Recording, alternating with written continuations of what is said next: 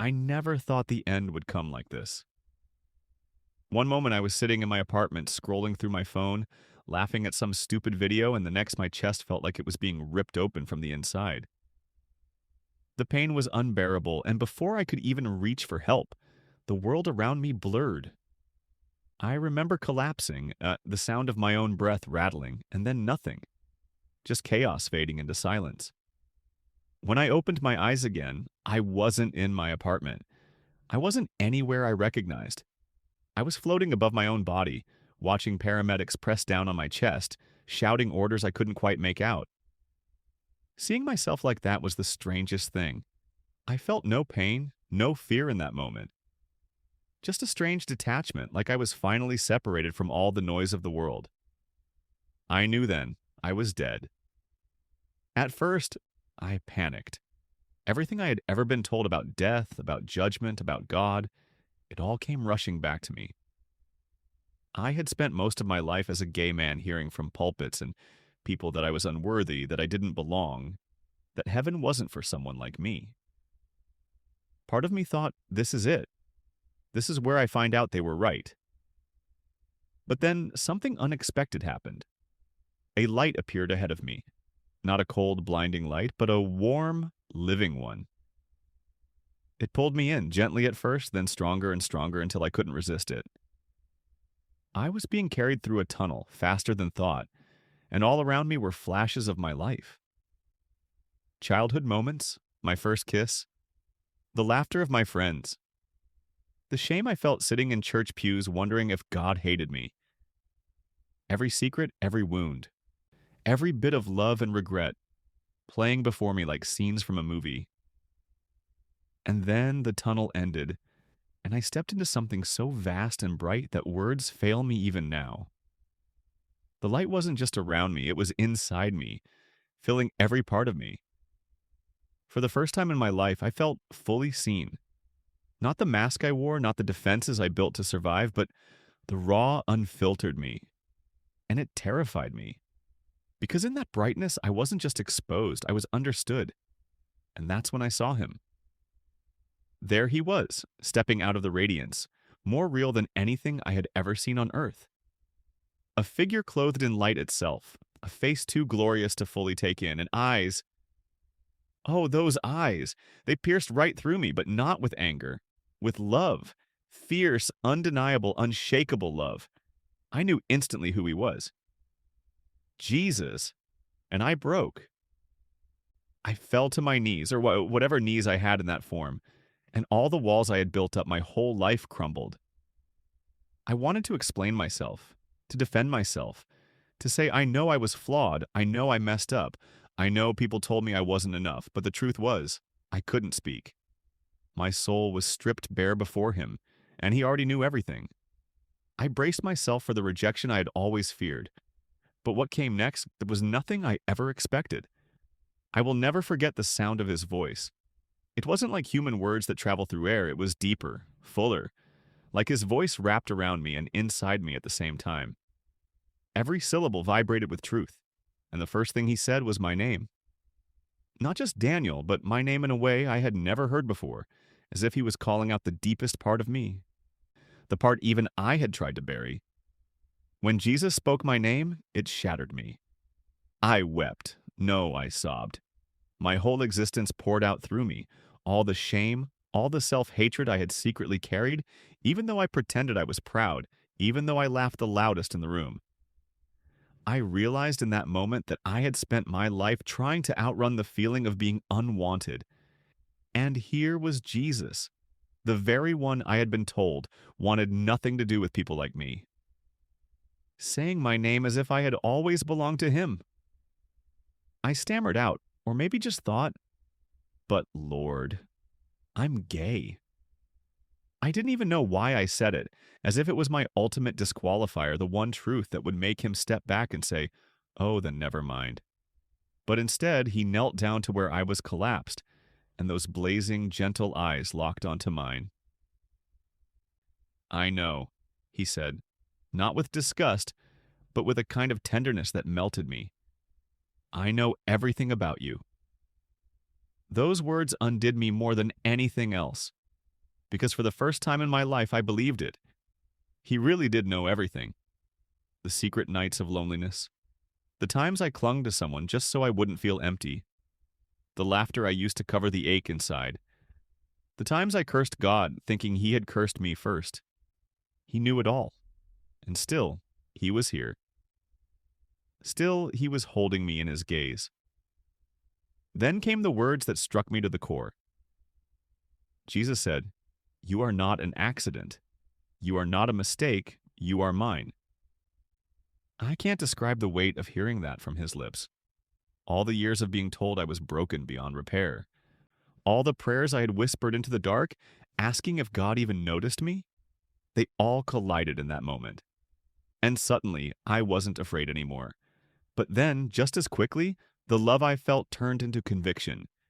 His presence was so holy, so pure, that even as he loved me, I could see the truth about myself. Not just about being gay, but about the pride, the selfishness, the running from him. The way I had built my identity on everything except him. It was like a mirror had been lifted to my soul and I couldn't look away. I whispered, or maybe just thought, "What do you want from me, Jesus?" And that's when he reached out his hand. When I saw his hand reach toward me, I froze. It glowed, yet it wasn't some distant, untouchable thing. It was scarred. I could see it clearly, the mark where nails had once pierced him. That wound was still there, and for some reason it was more beautiful than anything I had ever seen. It wasn't a scar of defeat.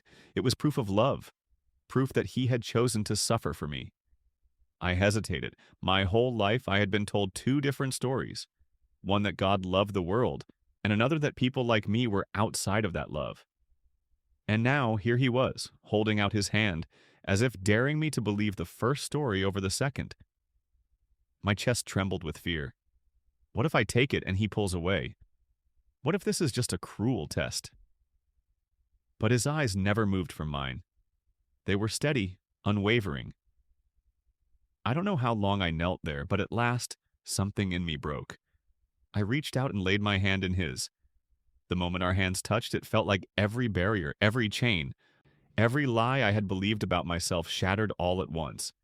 A wave of power rushed through me. Warmth, light, love, forgiveness.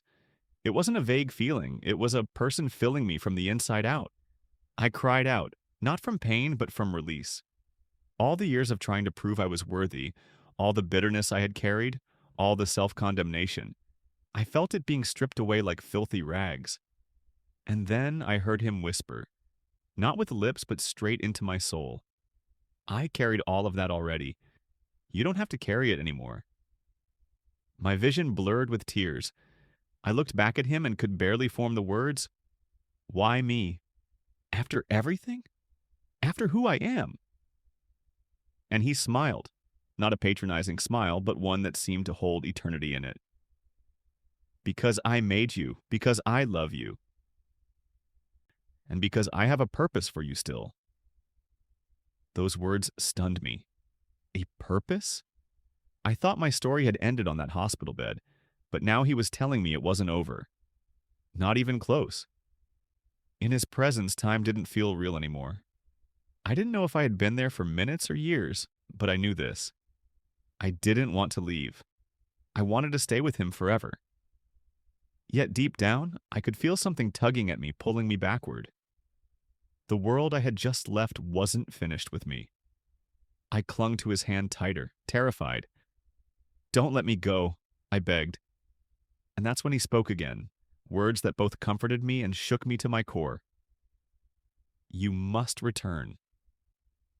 When he said, "You must return," my first reaction was desperation. I shook my head, clutching his hand as tightly as I could. "Please no," I pleaded. "Don't send me back there. There's nothing for me there. I finally feel whole. Don't make me go back to the emptiness." He didn't answer right away. He just let me cry. The light around us pulsed like a heartbeat, steady and patient. When he finally spoke, his tone wasn't commanding. It was almost sorrowful. "Daniel, I did not bring you here to escape life, but to understand it. There are still hearts that need to know what real love feels like. Go and show them." Those words echoed inside me. Show them. Show them what? How could I, someone who had spent years angry at religion, carry anything sacred back with me? I thought of all the times I had mocked faith, the people I had pushed away, the way I'd lived only for myself. Shame washed over me again, but this time it didn't crush me. It refined me.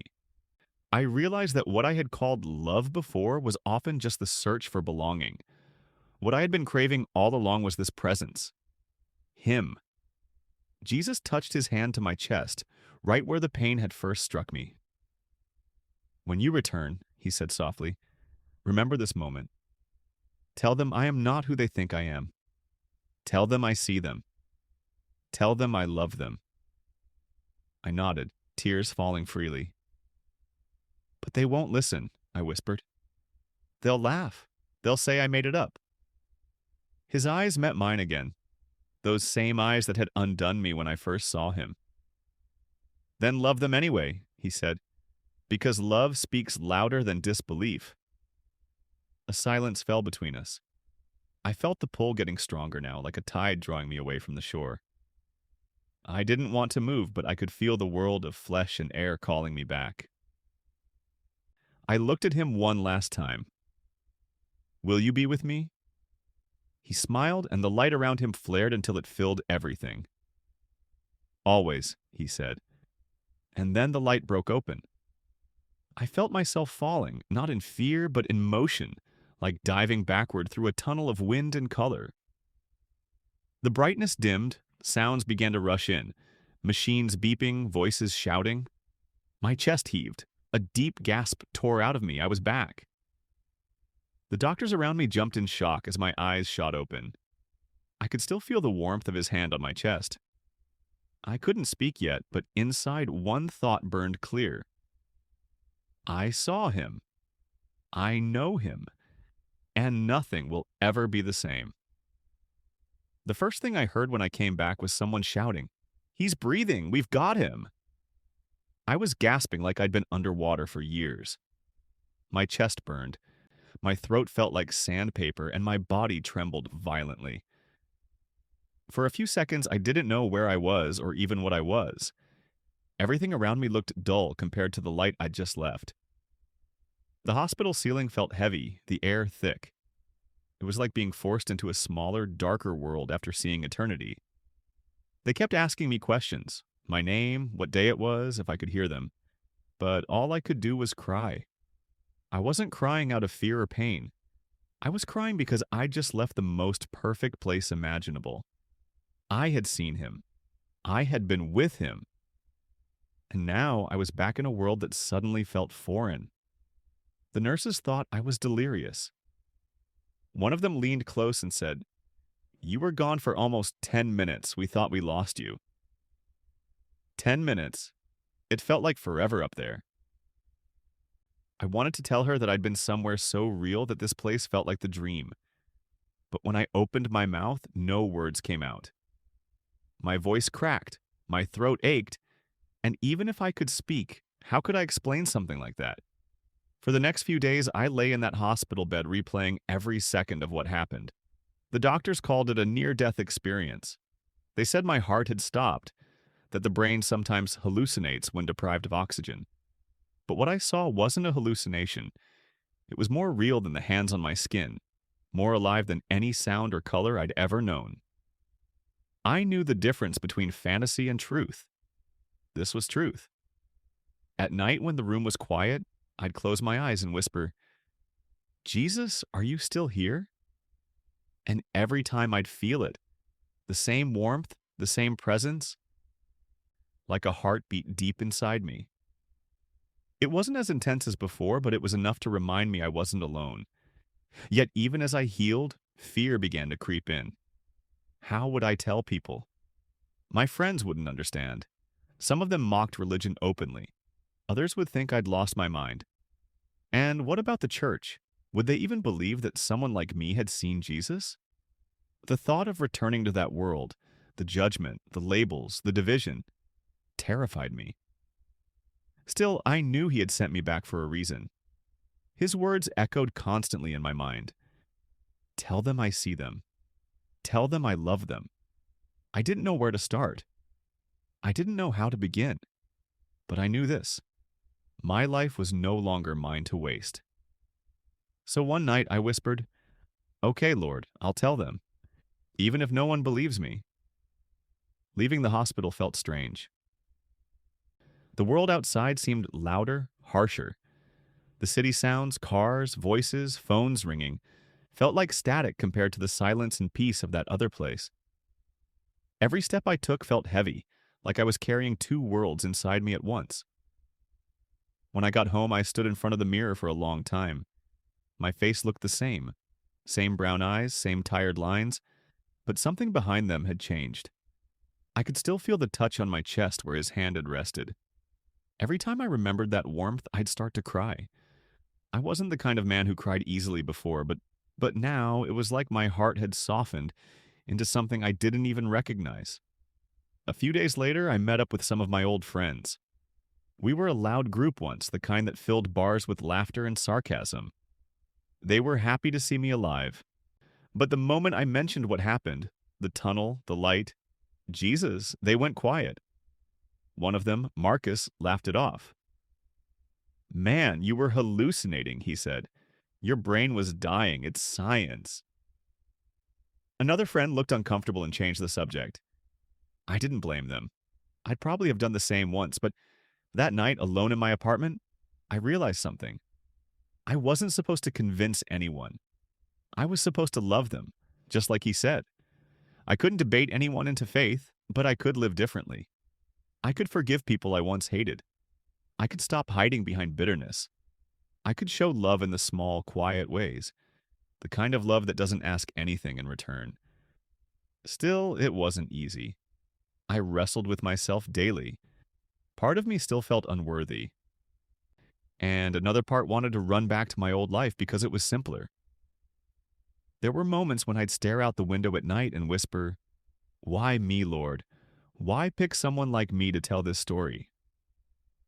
And in the stillness, I'd feel that familiar voice inside.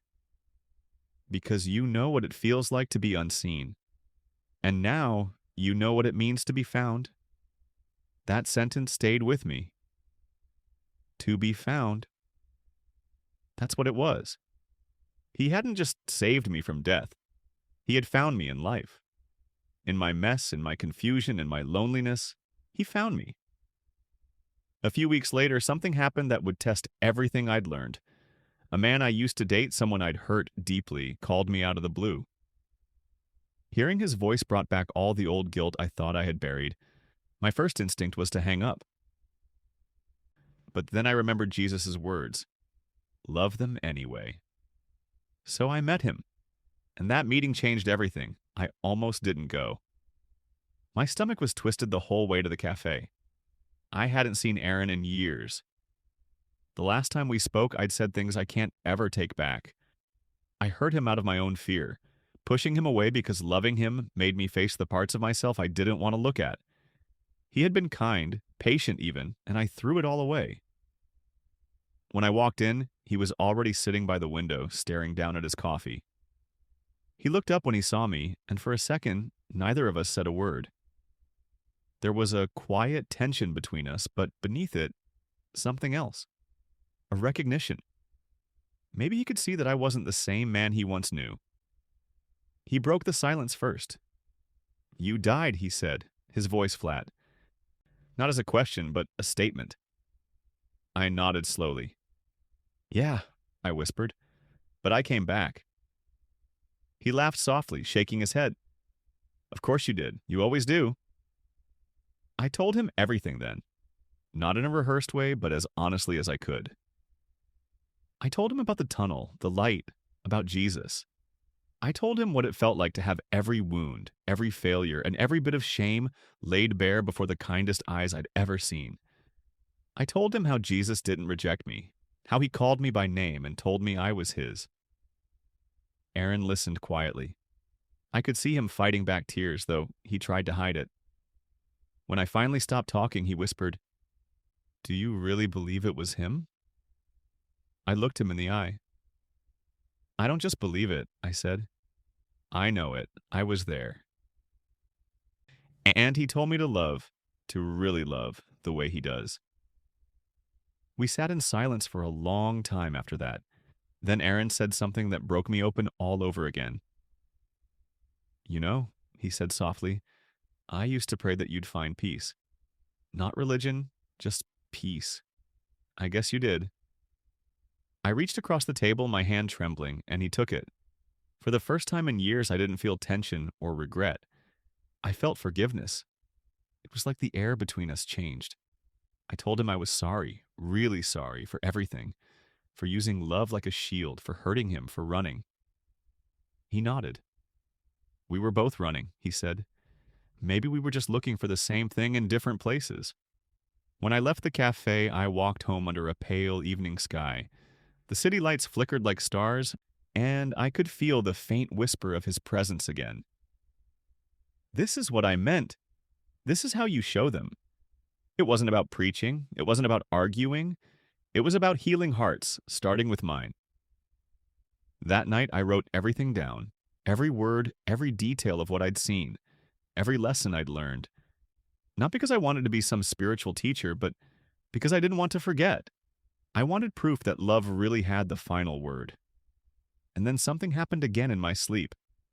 Something that told me this story wasn't over yet. That night, I dreamed again. But it wasn't just a dream. The moment it began, I knew that same presence was there. The air around me shimmered with light, the kind of light that doesn't hurt your eyes but fills your soul. And there he was, Jesus, standing the way I remembered him, surrounded by that same unearthly peace. I fell to my knees, trembling. I miss you, I whispered. Every day, I miss you. He smiled. You never lost me, he said gently. I am with you still, in every breath, in every act of love. I felt tears running down my face. But it's so hard down there, I said. People don't believe. They argue. They mock. Sometimes I feel like I'm crazy. He reached out his hand again, the same hand that once held me in that place between life and death. The world doesn't need you to convince them, he said softly. They need you to reflect me. Be the proof that love still redeems. Let them see it in your eyes, in your patience, in your mercy. That is how I live through you. I looked at him and said, but what if I fail? You already did, he said with a small, almost playful smile. And I loved you anyway. That broke me again, not in sadness, but in gratitude so deep I could barely breathe. I reached out to touch his hand, but before I could, the light around him began to fade. I tried to hold on, but this time I wasn't afraid, because I finally understood. He hadn't brought me back to punish me. He had brought me back to share what I'd seen, to love louder, to forgive deeper, to live as someone who had truly died and risen again. When I woke up, the morning sun was shining through my window. The city outside was waking up, honking cars, barking dogs, all the noise I used to hate. But this time it sounded beautiful. It sounded alive. I got out of bed, poured some coffee, and sat by the window. Life didn't feel perfect. I still had my struggles, my temptations, my old thoughts trying to drag me back. But now I carried something stronger inside me. A quiet, steady light that never went out. I don't claim to understand everything about God. I don't know why he chose me. But I know what I saw. I know who I met. And I know that his love is far bigger than the boxes people try to fit it into. Every day, I try to live like that moment never ended. Every smile I give, every hand I help, every word of kindness, I offer it the way he offered his to me. Because once you've met Jesus face to face, once you've heard him call your name, nothing is ever the same again.